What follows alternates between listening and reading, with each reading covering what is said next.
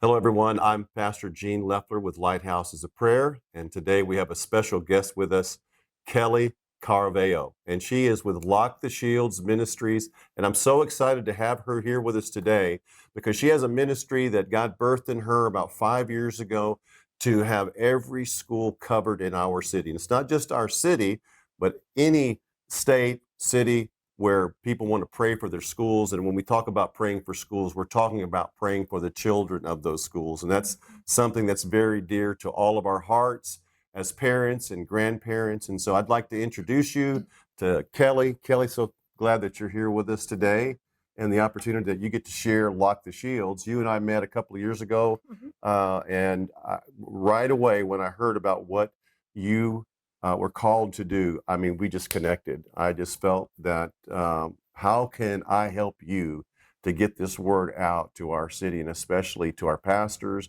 to anyone that had an influence that especially recognized how important it would be to pray for our children and our schools. And so talk to us a little bit. How, did that get started? Give us the history. Sure. Well, thank you so much for your support. I appreciate it. This has been a great experience. Get to know other people through Lighthouses of Prayer and so on. About 5 years ago, my kiddos were getting ready for school. It was back to school time. We had had several school shootings over the years, as many people know. There had even been tragedies in local churches. And I had just been asking the Lord and seeking the Lord, what can the church do about this? And the church always moves in and takes care of healing and building back afterwards. And they do a wonderful job, as they should. But I kept thinking, what can we do offensively? So the night before my kiddos went to school, their first day of school, I woke up at 3 a.m. And I woke up and I had the picture of shields locking together, that Roman formation, a testudo or a phalanx. It's a strategy of war. It is not just defensive, it's also offensive. But it was like I could hear shields locking over the city as people would pray together. And I had the idea for families to adopt schools, and the church family to adopt schools and pray over schools, and to teach their children and disciple their children in prayer, but to stand as one and say that the enemy cannot attack our schools and cannot take over our schools. Well, I know this last August 20th, there was a day where we locked the shields. That was August 20th, 2023. That was one specific day, a Sunday. And that was one of the ways that we were able to get behind what God had called you to do in the city. And I know that, I don't know how many schools exactly we had covered in San Antonio, but I think it was upwards to 100 plus. How many schools do you actually have at this particular time that you have covered in the city? We have over 200 schools in San Antonio, and you're right. On that day, we had churches, families, believers, at least at every single public high school in San Antonio, and at many middle schools and elementary schools. Yeah. When you think about all the school shootings, and you think about the things that are happening on the school campuses, the issues that a lot of our young kids are faced with, I can't think of a better ministry than to mission our churches and our parents and any of those who recognize the importance of those issues to be praying for our schools. And so when we're praying, what are some of the prayer topics and focuses are we looking at to try to mission our people into when they're praying for the school? So, that's a big thing to do, but what are some practical ways that, as we're talking to the audience here today, what does that look like? Well, we encourage, first of all, parents to take their children, take your kids to a school and prayer walk that school together. That encourages your kiddos. They know that mom and dad are praying. It encourages the staff when they see that happening. It doesn't have to be a large group. It's awesome if a church goes together, but it can just be 2 or 3. The word says where 2 or 3 are gathered, I am there. And where 2 or 3 agree on a thing, according to his will, that the Lord will do it. And I will tell you, my number one priority in prayer to pray over schools is out of Isaiah, that no weapon formed against these schools will prosper. Yeah, I love that. I know that, as I said, August 20th in 2023, there was this great citywide effort. And I know it's not just been the city of San Antonio that's been impacted by Lock the Shields, but other cities and other states have been impacted by this ministry as well. And I know you never started off with that vision. The vision was, you have three sons, and I know that the school that they attend is very dear to you, obviously, and Gabe. When we locked the shields on this day of August 20th, I know that there were some testimonies. Can you share some of those testimonies that, that impacted the city? Oh, sure. We had feedback from parents, like one mother who just said she felt alone in praying over her school, and she said it gave her so much hope to meet other people and pray over a school together.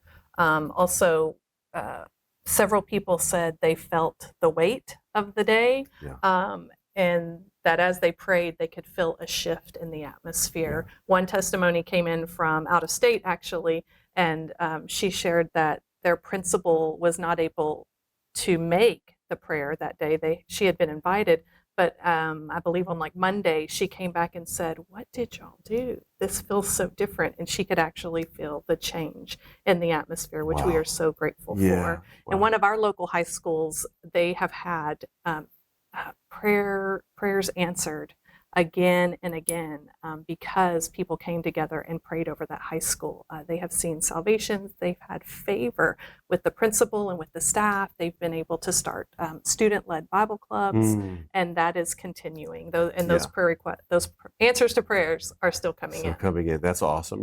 I know when I started to share it with some of my friends, pastors, some of the leaders in the city, most of them got excited right away, and immediately they began to adopt the schools in their communities. I know that happened in our local area. We had the high school, the junior high, the elementaries covered, and there were people that went. And as you said, the testimonies that came back that really ministered to me or that impacted us was people going outside the church and doing something, going into the location and praying over that was really a simple, practical thing that they could do. And we believe that God hears those prayers and that it's going to impact those communities, those schools. And so, well, how can, as we're talking to the audience today, how can they get involved? What would be a practical way? How would they go about getting involved with Lock the Shields? Sure. Well, if you want to adopt a school, we would love to know which school you're praying over. And you can go to our website, locktheshields.com. It's very easy to do and sign up for a school in your area, your child's school, or another school that maybe you want to mission into. We would love that. And then also we meet the last Wednesday of each month and pray for school. So if you are interested in praying with other people, you can reach out to us and we can give you that location and time. And then last, we also are planning prayer walks across the city, and we would love you to join us in that. That's awesome. And so the website is? www.locktheshields.com. Awesome. Well, again, I look forward to this year's Lock the Shields. That specific day doesn't have a set time. It's just, you just, on that day, you get involved, you go to that school, you pray with maybe some of your prayer partners, you get some people to go and walk the school, and it can be at any time. Is that correct? Correct, yeah. This is completely flexible. We want your church to do what you guys do. Now, when we talk about going onto the campus, we're not talking about going into the school. We're just talking about finding a neutral place, and maybe walking the sidewalk, praying over. Is that really the best way to do that? Absolutely, yes. We do not go in the school. We stay what is considered public property, the sidewalk, walk right in front of the school, by the flagpole, etc. So we are not being invasive in any way. We have our kiddos. I have 3 boys, and we make sure we respect property, and we want to honor the school property and the campus that we're at. So for sure, we're just going to pray outside. And the last few years that we've done this, families, we hop in the car as a family. We've gone to different schools. And then also churches sent their congregations out, just sent their people out and said, hey, on the way home, stop by a school throughout the day. Go to different ones if you want to. And some churches even split up their congregations, and they took certain schools in their neighborhood. So it's really any way you want to do that. Yeah. I love what you're doing, Keli, and I'm so thankful that the Lord put this in your heart. this is something that we can get behind and we can support, because even as you drive by, you could be praying for that school. But I believe that as God has put this upon Kelly's heart, he's going to put it on into many of your hearts as well, to adopt a school and to begin to pray into this. We want to support this. I believe every school can be covered in prayer. No school left behind. And we can lock the shields around every school, because I believe that's God's heart.